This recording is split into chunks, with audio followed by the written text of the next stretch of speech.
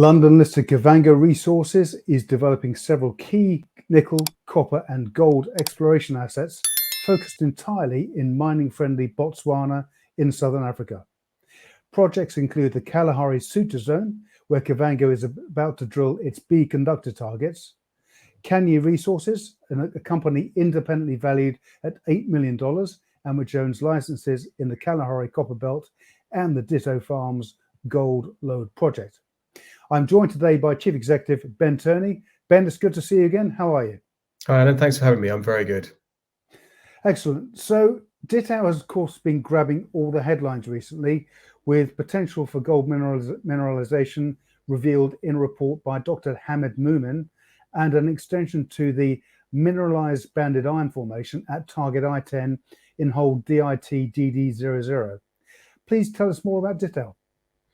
So Ditau originally started out as a conceptual project for Kavango. It was actually Kavango's original project. So back in the day, Mike Moles and Hilary Gumbo, the co-founders of the company, they originally set out with Ditau, with Kavango, with the Ditau Project when it was a private company, and they were actually looking for potential for iron, as it happens.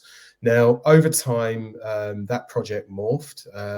Kavango did some drilling in 2019. That drilling wasn't unfortunately successful, but from the results from that drilling, Mike Moles and Hilary put together this idea for carbonatites. Now, carbonatites are a type of geological system that hosts rare earths. So up until the start of this year, we very much have been pursuing the carbonatite model at Ditau. Now, one of the main challenges that we face at Kavango is that our projects are generally underneath Kalahari sands. Up in the copper belt, that's much less of a problem because we're in an established copper producing jurisdiction, so we know what we're looking for there. In the Kalahari Suture Zone, where we're looking for these large-scale nickel copper targets, again, we've got a lot of physical evidence of the type of system that we're looking for, and so we're pretty confident that the exploration model is correct for those two project areas. For Ditau, it's been a lot less clear, and one of the main challenges has been, because it's quite a remote region, it's a very arid region as well, there hasn't been so much exploration and there hasn't been so much drilling down there. One of the things that Kavango has relied on in its exploration in other areas has been using drill core taken from, or drill chips taken from water boreholes that have been drilled, and analysing those to get an idea of what the subsurface geology actually looks like. So when we last year went to drill Ditau, we were pursuing these carbonatite targets. We didn't hit any carbonatites, but what we did hit in the second hole of our campaign, this DIT-DD004, was what we called a zone of interest. So it was a 100-metre thick formation that was open at depth, that started at 293 metres and went down to 393 metres. And I've got to be honest, it was a real puzzler for us. We didn't really know what exactly it was that we were looking at. We did have some ideas. We showed the core photos to a lot of people. There were a lot of different opinions that were expressed about what it was that we could have encountered. But it was really only the work from Dr. Moomin earlier this year, who's an international expert in lode gold systems, who has identified this banded iron formation as being diagnostic of potentially a gold system. And one of the things that we had already found at Ditau through the assay testing that we did last year were anomalous gold values. So we know that gold has passed through the system. So the work that Dr. Moomin did for us, so that was very, very welcome news. And so over the last few months, we've been refining our exploration strategy at Ditau. It's really been a case of going back to the drawing board. And what that culminated in was Friday's news, where we've just recently uncovered 2 holes that have been drilled in the area, 2 exploration holes that I'd like to talk to you a bit about today. Super. Okay, so Ben, we've got some slides to talk through that look in more detail at those holes and the latest developments. If we bring those up, perhaps you can take us through them. So if I just start on slide 3. Oops, sorry, there we go. Alan, I'll take control. There we go. So slide 3. So this was the original magnetic target, which we called I-10 at Ditau. And what you can see to the east of that target, you can see at the north DIT-DD003, and to the south of that DIT-DD004. Now, the rationale for drilling those two holes in those 2 locations were, first of all, we targeted the magnetic low. That was the hole to the north. Then we targeted the magnetic high, the hole that was bang in the middle of this anomaly.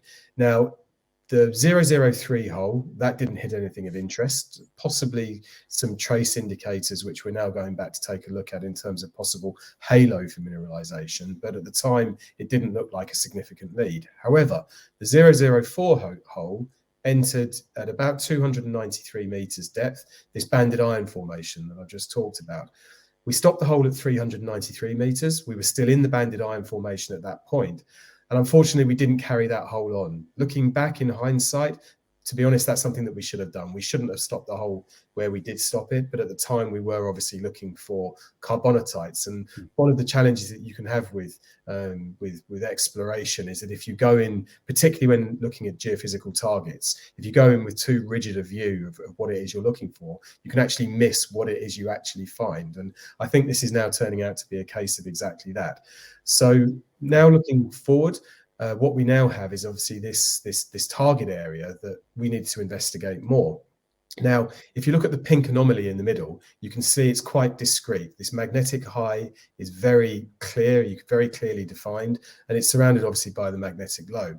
What we didn't know until a couple of weeks ago is whether the hole that intercepted this BIF, whether that geophysical signature that you're looking at on this map, whether we could have confidence if that could be the entire BIF. Now, this is where hole X007 comes in, which you can see is marked on this map slightly to the northwest. But if I take us to the next slide, Alan, this is just a very simple plan view. And to the north, you can see hole 003, to the south, hole 004.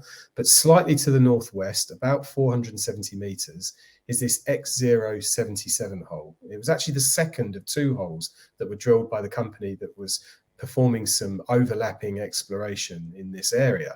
The first hole they abandoned after about 60 meters. There was clearly something that went wrong. You know, they had to restart the hole, which is why they stepped off about 7 or 8 meters and drilled the second hole to target this anomaly.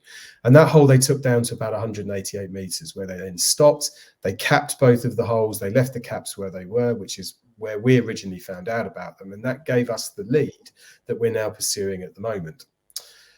So just in terms of what it was that we actually found at our hole, DIT004, we've published these photos widely. So these have been around now for the last year. And one of the things that you can see is this very, very clearly red formation. This is the banded iron formation that you can see is heavily broken up. So there's a lot of brecciation, there's a lot of veining, there's a huge amount from a geological perspective that's happened within this system. Now that we always felt was a very good sign, because the more you see these smashed up rocks, the more chance there is that some kind of mineralizing event could have occurred.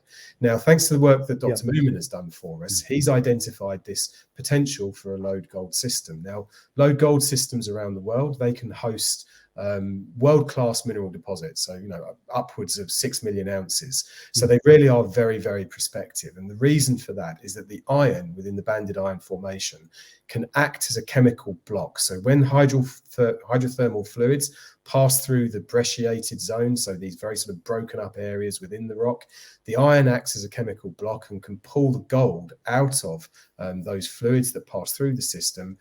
And then in trap zones, what we're then looking for is areas where this gold might have accumulated. Now, so far, what we can see is that we've got a very, very thick intersection of BIF. It's 100 meters thick and open at depth, so we don't know what depth it goes down to. That's already a good sign for us. That shows that we're dealing with a big system. Secondly, the fact that it was very brecciated and we see a lot of veining through it, that provides a lot of essentially pathways for mineralization to have passed through over long periods of time and then gathered in those trap zones. The third ingredient that we've identified and is confirmed is from our fire assays that we completed last year. We hit anomalous gold values in several areas within the hole, so several key areas. So that tells us that this process of the gold being pulled out of hydrothermal fluids, that has occurred. But of course, at this point, this was only one hole. So if we now move on to the next slide, this is where the work that we've just done recently really could prove to be very, very telling. So once we'd had the work from Dr. Moomin, I reached out to several parties to try and find out more about these exploration holes that we knew had been drilled very close to our hole 004, and we believed had also targeted the I-10 anomaly. We confirmed that the company that drilled those holes did target I-10. They were actually looking for a different type of geological formation. They have an overlapping diamond license, so they were looking for what's called kimberlites. Once they'd identified that the system itself wasn't a kimberlite, it was of no commercial use to them because, of course, Kavango holds the metals exploration licenses in this area. Sure. So they just simply abandoned their hole. They simply stopped because they moved on. They went on to go and test other targets. But that hole for us is now proving to be extremely valuable because what we've already been able to demonstrate, as we showed in Friday's RNS, is we published a version of this diagram that you can see on your screen. Sure. And what we have to the left is our hole 004. And to the right in the middle is hole X077, which was drilled by this other company. And we've confirmed that that hole hit the same BIF mineralized system that we hit, but 470 meters away. So for us, that's now a fourth tick in the box because that shows we've got significant strike extent. And if we think back to the image I just showed of the geophysical target, it gives us a degree of confidence that that geophysical mapping, that could well be the entire system that we're looking at to go and explore, looking for potential trap zones for gold mineralization. That's extremely exciting. So really, with that's the second hole 470 meters away, it gives some indications to the scale of what you're dealing with there. It looks as though you could have, as a result of good fortune and Dr. Moomin's work, actually stumble across a significant gold lode find. Well, quite possibly. I mean, look, it's still early days. You know, we've got a lot of the right ingredients for this type of system. What we don't know yet is whether or not the trap zones exist. There's further testing that we need to go out. We're going to go and use a form of surveying called IP surveying. Hillary's company has the technology and the kit to do this. What you basically do with IP surveys is you look for essentially sort of a charged bodies within the earth. So in this instance, there's a lot of pyrites that's associated with the BIF, that's associated with the gold. That can give off the right kind of signal for us to potentially identify trap zones and possible accumulations of mineralization. So it's still early days. There's more for us to go for. But what we're very encouraged by is, if I've just taken you back to this map, if you look at where hole 02 sits, sorry, hole X077 sits and where our hole 004 sit, it does look like that hole tested the same anomaly, which gives us confidence that we could be looking at a 1 by 1.5 kilometer size system in this area. Now, on top of that, the next bit of work that we're doing, and this is possibly where things are going to get even more exciting, is that when we were reviewing the core of this X077, Alan, we actually found that this company had drilled a second hole 3 kilometers to the southwest. Now, we don't believe that that's connected exactly to the system, the BIF that we're looking at the moment, but we do have signs and signals of mineralization. Now, what's very interesting from that perspective is that then opens up the rest of the Ditau region, the rest of the Ditau Project area, from a regional perspective, because obviously if we've got two discrete areas of mineralized zones that have this potential for being low gold systems, then that really could open this play up. So we've got a very discrete target area that we can focus on around I-10, but we're also investigating the wider potential across Ditau as we speak.